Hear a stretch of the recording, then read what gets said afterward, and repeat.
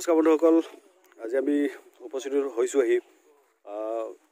খগুৱা অঞ্চলৰ এজন জ্যেষ্ঠ খেতিয়ক ভুৱন গগৈ ডাঙৰীয়াৰ গৃহত। তেখেতৰ বাগানত কি কি আছে আমি সেইসমূহ আপোনালোকক দেখুৱাম। আহকচোন বন্ধুসকল।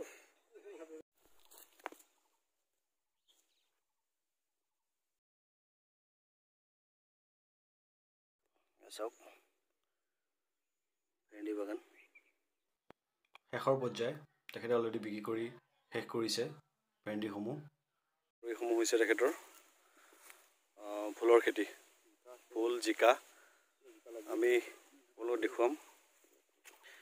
চাওক, জিকা, ভেন্দি গছতে মানে জিকা বগাই আছে।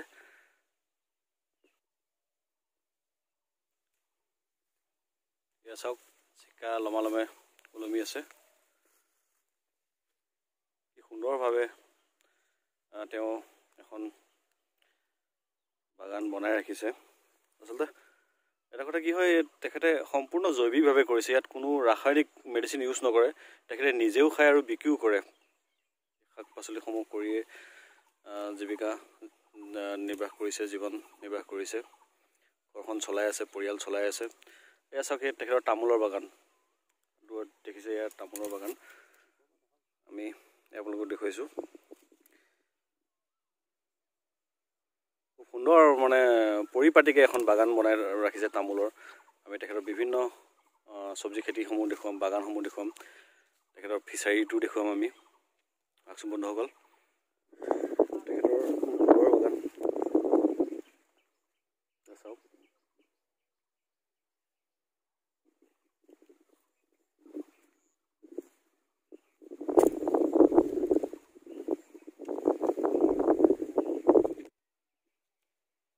সুন্দৰ ফুল চাওক, লমালমে লাগিছে ফুল।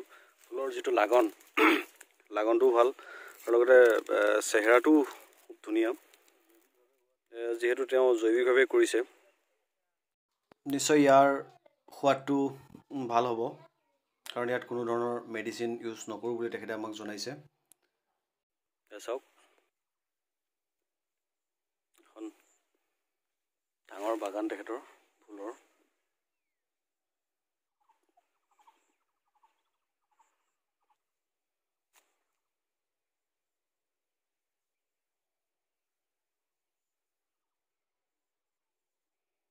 এনেকুৱা আমি বাগানৰ ভিতৰলৈ সোমাই আহিছোঁ।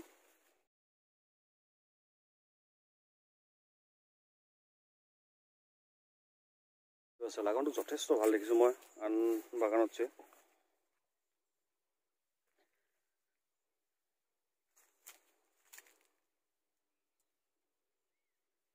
কি প্ৰজাতিৰ ভুল লগাইছে আমি তেখেতৰ পৰা জানিম।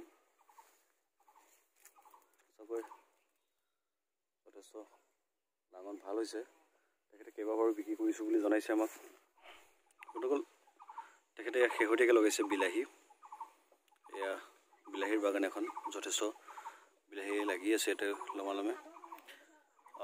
শেহতীয়াকৈ যিহেতু লগাইছে, তেখেতে যথেষ্ট দাম পাব সেই হিচাপ কৰি তেখেতে লগাইছে। যিহেতু তেখেত এজন অভিজ্ঞ খেতিয়ক, বহু বছৰ ধৰি তেওঁ খেতি কৰি আছে। খেতি হৈছে তেখেতৰ মূল জীৱিকা। গতিকে তেখেতে কেতিয়া কি বস্তুৰ দাম উঠে তেখেতে জানে।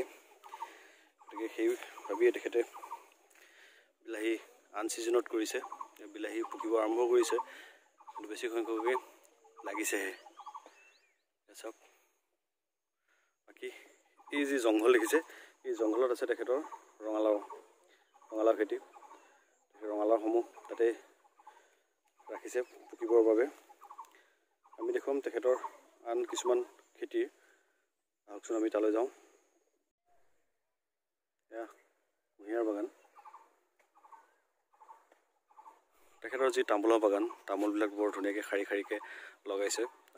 যথেষ্ট ডিচিপ্লিন মেইনটেইন কৰি লগাইছে। আন তামোলৰ বাগানতছে আমি বহুত তামোলৰ বাগান দেখিছোঁ, কিন্তু কোনো ডিচিপ্লিন এটা নাথাকে, য'ত ত'ত লগাই দিয়ে। তামোলৰ বাগানত লগাইছে তেখেতে কুঁহিয়া। তামোলৰ বাগানৰ যি তলৰ যি খালী ঠাই, সেই খালী ঠাইকণ তেখেতে এনে যাব দিয়া নাই। ইয়াতে তেখেতে কুঁহিয়া লগাইছে চব কুঁহিয়াও যথেষ্ট ভাল হৈছে যথেষ্টখিনি কুঁহিয়া লগাইছে তেখেতে চব তিয়ঁৰ খেতিও কৰিছে তিয়ঁহ লগাইছে তাৰপিছতে এয়া হৈছে লিচুৰ বাগান তেখেতৰ লিচু লাগিব আৰম্ভ কৰিছে তামোলৰ বাগানৰ ওচৰতে ৰাখিছে তেখেতে লিচু যিখন বাগান কেইবাজোপা লিচু আছে কম ঠাইৰ বাবে তেখেতে বৰ বেছিকৈ কৰিব পৰা নাই যদিও প্ৰায়খিনি বস্তুৱে ৰাখিছে তেখেতৰ দৈনন্দিন জীৱনত যিখিনি মানে প্ৰয়োজনীয় এই গোটেই মানে চব্জি ফল মূল চব্জি আদি সকলোবিলাকে ৰাখিছে তেখেতৰ ঘৰৰ চাৰিওদিশ ফল মূলৰ গছ গছনিৰে আৱৰি ৰাখিছে খুব ধুনীয়া সেউজীয়া এটা পৰিৱেশ কৰি ৰাখিছে তেখেতৰ ঘৰৰ মহল এইটো হৈছে তেখেতৰ পুখুৰী আপোনালোকে পানীৰ আকাৰ যিটো ৰং পানীৰ ৰংটো চাই ক'ব পাৰিব ইয়াৰ পুখুৰী মাছ কিমান ডাঙৰ হৈছে এটা সৰু পুখুৰী যিটো পুখুৰী তেখেতে মাছ নিকিনাকৈ চলিব পাৰে তেখেতৰ গোটেই ঘৰখন আনফালে আছে তেখেতৰ ধুন্দুলি খেতি ধুন্দুলিবিলাকো খুব ধুনীয়াকৈ লাগিছে চাওক দীঘলকৈ ধুন্দুলি গোটেই লমালমে লাগি আছে ধুন্দুলি চাওক দেখিলেই ভাল লগা এটা পৰিৱেশ তেখেতে কৰি ৰাখিছে নিজৰ মহলতে হৈছে পানীলাও তেখেতে পানীলাও লগাইছে শেহতীয়াকৈ তো কি জাতৰ পানীলাও লগাইছে আমি গম নাপাম তো এয়া পানীলাও লগাইছেহে তেখেতে লগতে আছে তেখেতৰ নেমুৰ যিখন বাগান কি আছে নেমুবিলাক চব নেমুৰ বাগান লিচু আছে লগত তেখেতে আচলতে যিটো দৈনন্দিন জীৱনত যিখিনি প্ৰয়োজন হয় খাদ্য বস্তু তেখেতে গোটেইখিনি ৰাখিছে বৰ্তমানলৈ আমি দেখাত তেখেতে কোনো বস্তুৱে অভাৱ ৰখোৱা নাই এয়া নেমুৰ বাগান বন্ধুসকল আমি ইমান সময় আপোনালোকক শাক চব্জি দেখুৱালোঁ তো এজন খেতিয়কে কৰা সেয়া খেতি আমি তেখেতৰ লগত কিছু কথা আলোচনা কৰিম তেখেত বৰ্তমানে ব্যস্ত নতুন কিবা খেতি আকৌ কৰিব চাগে আমি আহকচোন তেওঁলোকক কথা পাতোঁ এই আমাৰ অঞ্চলৰ অভিজ্ঞ খেতিয়ক আমাৰ ভূপন গগৈ ডাঙৰীয়াদেৱ গগৈদা নমস্কাৰ হয় আমি আপোনাৰ ওচৰলৈ আহিলোঁ তো কিছু কথা জানিবৰ বাবে আপোনাৰ বাগানসমূহ চালোঁ ভাল লাগিছে সঁচাকৈ আপুনি যিসমূহ খেতি বাতি লগাইছে প্ৰতিটো বস্তুৱেই আছে এখন ঘৰত মানে দৈনন্দিন জীৱনত যিখিনি প্ৰয়োজন হয় সেইখিনি গোটেইখিনি আপুনি ৰাখিছে তো আমি আপোনাৰ পৰা জানিব বিচাৰিম যে খেতিৰ প্ৰতি আপোনাৰ যিটো খেতি কৰাৰ প্ৰতি যিটো আগ্ৰহ এই আগ্ৰহটো আপোনাৰ কেতিয়াবা জন্ম হ'ল মোৰ এই খেতি একেবাৰে সৰুৰ পৰাই হয় হয় মই LP স্কুলত পঢ়ি থকাৰ পৰা মোৰ দেউতাই কৈ আছিল যে